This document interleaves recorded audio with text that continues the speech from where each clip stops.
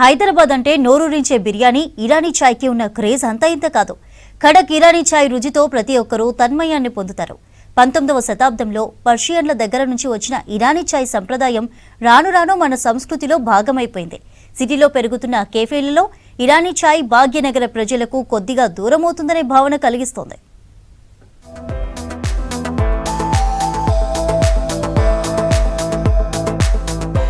హైదరాబాద్ నగర వాసులకు రోజువారీ కార్యక్రమాల్లో భాగమైపోయింది ఇరానీ చాయ్. గంటల కొద్దీ మరిగించిన డికాషన్, చిక్కటి పాల మీద పేరుకున్న మీగడతో తయారయ్యేదే ఇరానీ చాయ్. ఆ పక్కనే ప్లేట్లో ఉండే ఉస్మానియా బిస్కెట్, వీటన్నిటి కలయిక అద్భుతం. పాలరాతి టేబుళ్ల మీద కప్పుల శబ్దం, తీపి కబుర్లతో సాగే కుశల ప్రశ్నలు, ఇవే హైదరాబాద్ అడ్డా.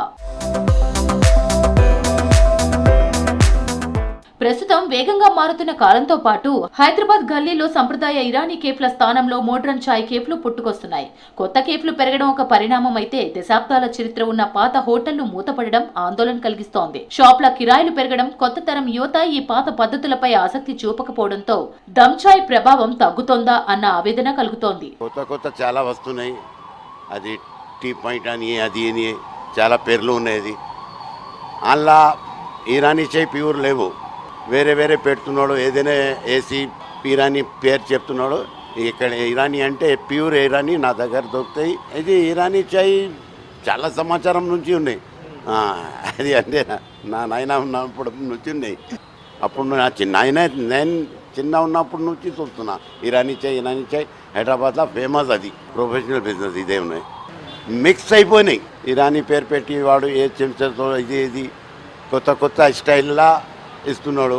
ఒక జగ 70 రూపాయలు ఉన్నాయి, ఒక 30 రూపాయలు ఉన్నాయి. అది నడుస్తున్నది.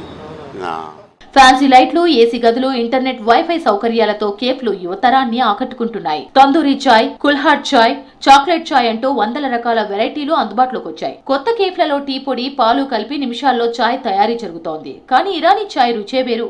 డికాషన్ వేరుగా, పాలు వేరుగా గంటల తరబడి మరుగుతూ ఆఖరణ కప్పులో కలిసినప్పుడు వచ్చే ఆ చిక్కటి రుచి ముందు ఏ మోడర్న్ కాఫీ అయినా సాటి రాదు. ఇరానీ చాయ్ తాగితేనే రోజంతా హుషారు అని ఇప్పటికే అంటుంటారు మన హైదరాబాదీలో.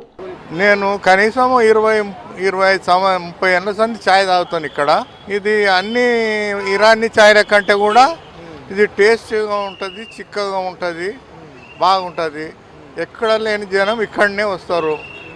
ఓసారి తాగినామనుకో ప్రతిసారి మళ్ళీ ఇక్కడే రావాలనిపిస్తుంది. ఇక్కడనే తాగుతాము. అది చిక్కగా ఉంటుంది, బాగా టేస్ట్.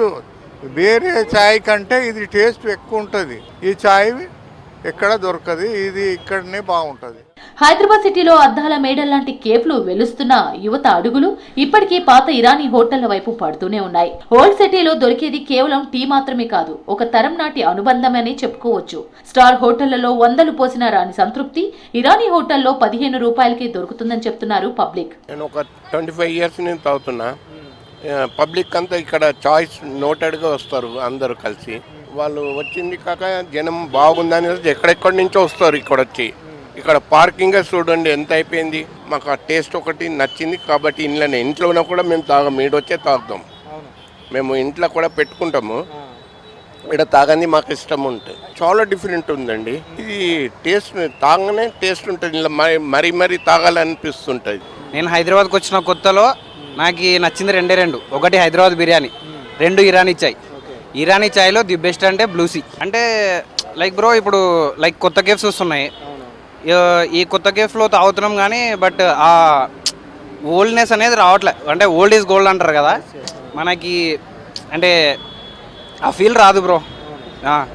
చాయ్ ది చాయ్. అంటే మనం ఫ్రెండ్స్ కలిసినా చాయే, టెన్షన్ ఉన్నా చాయే, లేదంటే అసలు మనం ఏం లేదు బోర్ కొడుతుందన్నా చాయే, చదువులో డిస్టర్బ్ అవుతున్నాం అన్నా బయటకు వచ్చి ఫ్రెండ్స్ కూర్చొని తాగే చాయే.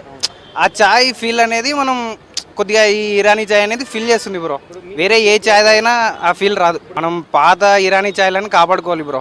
హైదరాబాద్లో చాయ్తో పాటు బిర్యానీ బ్రో. ఎన్ని పిజ్జాలు వచ్చినా బిర్యానీ స్థానం ఎలా మారదో, ఎన్ని ఫ్యాన్సీ టీ స్టాల్లు వచ్చినా ఇరానీ చాయ్ మజా అలానే ఉంటుంది.